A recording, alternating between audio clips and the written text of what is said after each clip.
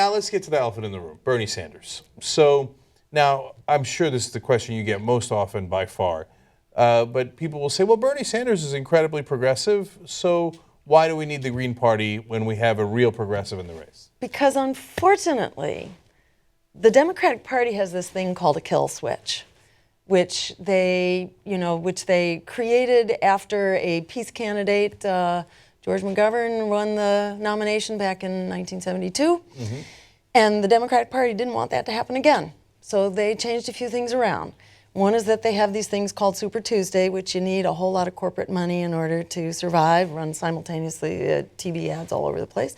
And then you have the super delegates, which basically allow party insiders to control the margin of error and the unpredictability in the actual nominating convention.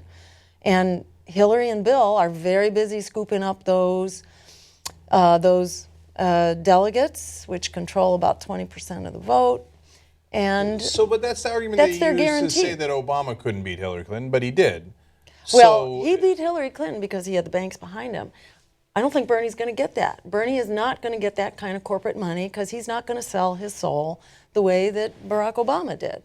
So he's very unlikely. Do you think Barack Obama was a corporate candidate? Oh, absolutely. There's no doubt about it. I mean, look what he did when he came to office. You know, the first thing he did was bail out Wall Street. You know, when the public was demanding otherwise, and his base was demanding otherwise, you know, he showed who his true masters are. So, you know, I don't think Bernie's going to do that. Bernie doesn't have the money. I don't think he's going to have the money. Well, he's got $44 million. That was the number he raised. Right, and Hillary's going for $2 billion. You know, so yeah. she's well out ahead, and you know that the party is already pushing back on him in a very big way. You know, and you can look at how their debates get staged and the kinds of questions that get asked and so on. You know, he's being made to look like maybe he's bidding for the vice presidential position or something. Mm-hmm. I wish him all the power in the world, but he's not the first candidate with integrity to challenge inside the Democratic Party. You can look at Dennis Kucinich, who basically got wiped out from the debates, and then he got redistricted by the party. You could look at, Al Sharpton or Howard Dean, and the Dean scream.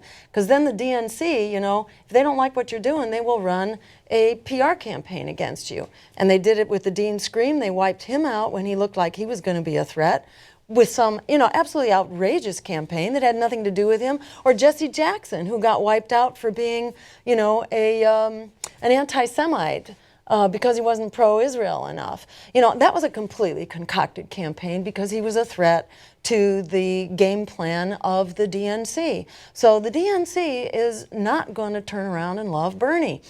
In spite of however, fabulous he may be doing, he's going to be pushed back against. So he's very unlikely. He's not the first great Democratic candidate to raise these issues. And while these rebels make a valiant stand inside the Democratic Party, the party keeps marching to the right over the decades. So I think it's really important to look at the larger game plan here and whether retrenching from independent politics and crawling back into the party and preventing a real base from building. It's not like my chances are so great. I'm not holding my breath. I'm not ruling it out either. But what I can do outside of the Democratic Party is build. And we can put our feet down and we can grow.